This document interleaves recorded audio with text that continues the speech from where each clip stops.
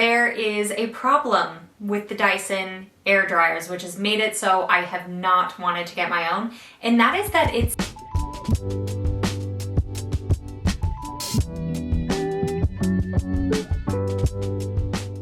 So is the T3 360 hair styler really better than the Dyson Airwrap? Let's find out. I have tried the Dyson Airwrap, I've tried the Ilex Pro, and I've also tried like a cheap dupe called, I think it was from the brand Adagio. So I feel like I have a good handful to compare it to.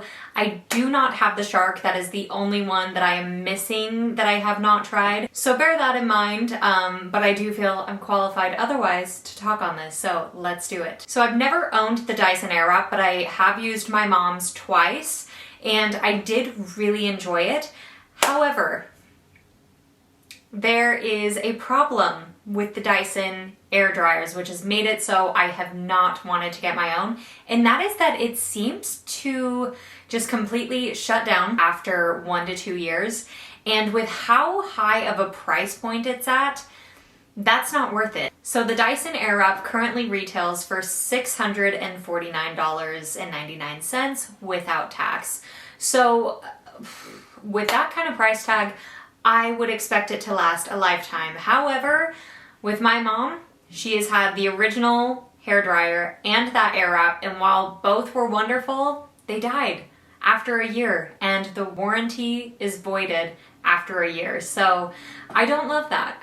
That's been something that has bothered me about it. I love the results it's given me in the past, but that has been the thing that has really deterred me. Then came the T3. Now, my mom actually got this for me as a gift. I've also had their flat iron and absolutely adored it. And the color of this, that is what really gets me. It's the most beautiful pink pearl color. It is so gorgeous. I know that Dyson and Shark have multiple colors available, but ironically, this is my favorite color of hairdryer that I have seen, so that makes me extremely happy. The other thing I really love is this case. I know it's not as luxurious as the box that you get with the Dyson. However, when it comes to travel, this is so much better. This fits in a suitcase a lot easier, so I really love that about this bag.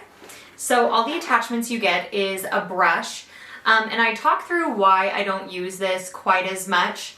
It does give you a nice, smooth, shiny result. However, these brushes in general, it doesn't matter what it is. I've tried a few of these and they always pull my hair out. I think my hair is just too fine and delicate that it just snaps off. So this I try to use the least amount as I can. And I just wanted to say that is not exclusive to T3. I have tried other blowout brushes and I just have that same issue, so I just prefer not to use them. Then you have your classic hairdryer head and the 2 curling wand attachments, which I love. I feel like with other brands, they're a bit shorter. I feel like these are the long attachments that you would normally get with other brands, so I really appreciate that they just went ahead and did long barrels like this. It catches all my hair and I really like that. So here is the only thing I am not sure about with these. I am not sure if these mitigate heat damage as much as the Dyson does. So with the Dyson, the curling ones that you get are just plastic. They're not ceramic like these are. Like you can see they have a sheen kind of like a regular curling iron, because a lot of regular curling irons have a ceramic feel to them.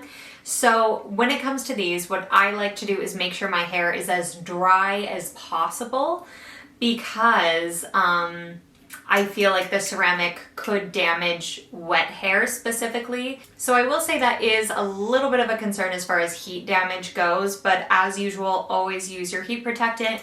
And what I have found with other hairdryer attachments is if your hair is all the way dry, these will not work on other ones. Like if it's dry, it's not gonna work. It has to be like slightly damp, where with these your hair can be completely dry and it's gonna wrap it up and do a great job of curling your hair. When I'm doing my curls with this, I will have the fan all the way up to the highest and the heat to the highest as well. I find that that gives you the best curls. But then when it starts to feel too hot, because this gets really hot, I will just turn it down a bit on the heat to like the second one until it starts to feel like it's cooling down a bit, and then I'll put it back up to the highest heat. So you'll kind of just have to feel it out with that. And I have found that with all the hair dryers I have tried is they will get really hot. This one gets hot to a certain extent though, which I feel is what makes it really good and makes it work so well. Like, this is the second day. I do wrap my hair up in overnight curls, but really just to help it hold the style, and you can see it still looks voluminous. And I feel like that is the thing that I cannot get with a curling iron is super voluminous curls. Like, it takes a lot more effort to do that with a curling iron than it does with this. So I love this. I didn't always use, like, despite having all of those hair dryers, I typically would just curl my hair after blow drying, like, and I still will if I'm going for more of a wavy or relaxed look. But when I want volume, this is the only thing I'm touching now. The other thing that sets this apart from any of the dupes I've tried is this sucks the hair up really, really nice. The only time it doesn't suck the hair up easily is if I have too big of a section, and then I just know to get rid of a little hair from that section and it will wrap up just fine. So the T3, to compare prices, is $299, which is more than half the original price of the Dyson, so let's get into it. Make sure you use a heat protectant no matter what. And this is much more quiet than your standard blow dryer. I'll put two to the test. This has been our tried and true hair dryer that it was so hard for me to say for no reason. This is how loud this one is. So definitely a difference there. And with this one, there is a lock and unlock function. So when you take them out, you'll unlock, but I think it locks automatically when you push it in, so you don't have to adjust it.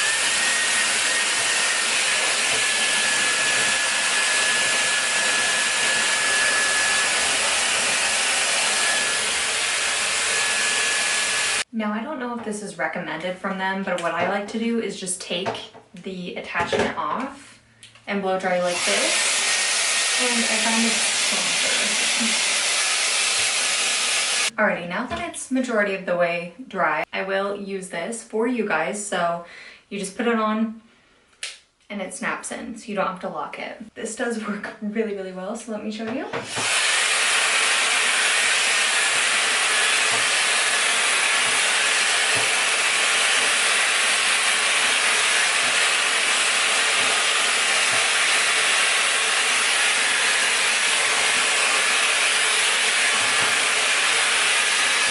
So there's the difference between the two. It gets it really smooth and soft. Now we're gonna go in with the curling wand, and you can see by the arrows which way you want it to go. So I want it to go away from my face. You want it to point out from the section you're doing. And you want to do this on the hottest setting.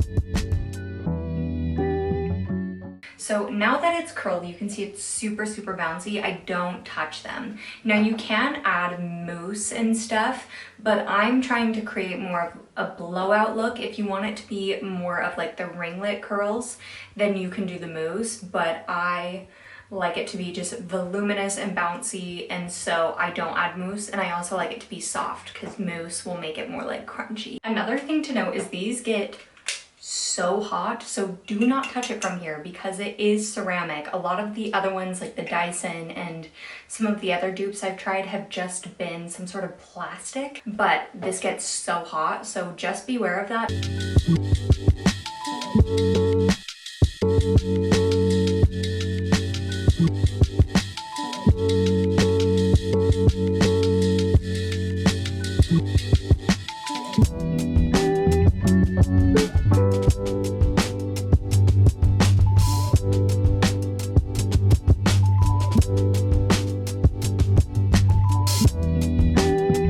Now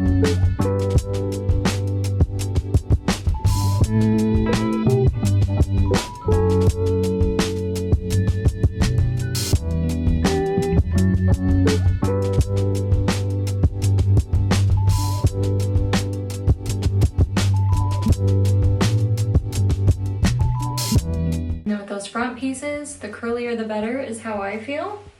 So I'll take it and then just pin it with like a little bobby pin. A clip is gonna be better, but this is all I have in front of me. Again, I can't stress this enough. Do not grab the barrels, they are very hot. So unlock and just pull from the top. The other thing I've noticed with making sure the top of your hair gets curled, like up here and the volume keeps, is when you wrap the bottom of your hair, slide it up as fast as you can. Like once those ends hit, get to the rest of your hair, because the ends don't need as much time, but the top of your hair does. So instead of like slowly going up, which I did do a few times, going as fast as you can to the top. And like, as you can see, like this is curled nicely, but where I got all the way to the top here is because I did that. Try not to touch the curls until they've completely cooled over here. It's still a little bit warm, so I'm gonna give it time, but do not touch it. Like normally I wouldn't have done my makeup yet, so while they were cooling, I would go do my makeup. So I'm gonna give it a minute. Now that I've let them cool, let's take down our little curls for the front. Ooh, cute! It's so bouncy, that's good. It's gonna last. Ooh. Oh, cute. Okay, that one's really bouncy too. And they'll scare you a bit. You can brush through and it'll look straight, but just twist it with your fingers. Okay, wonderful.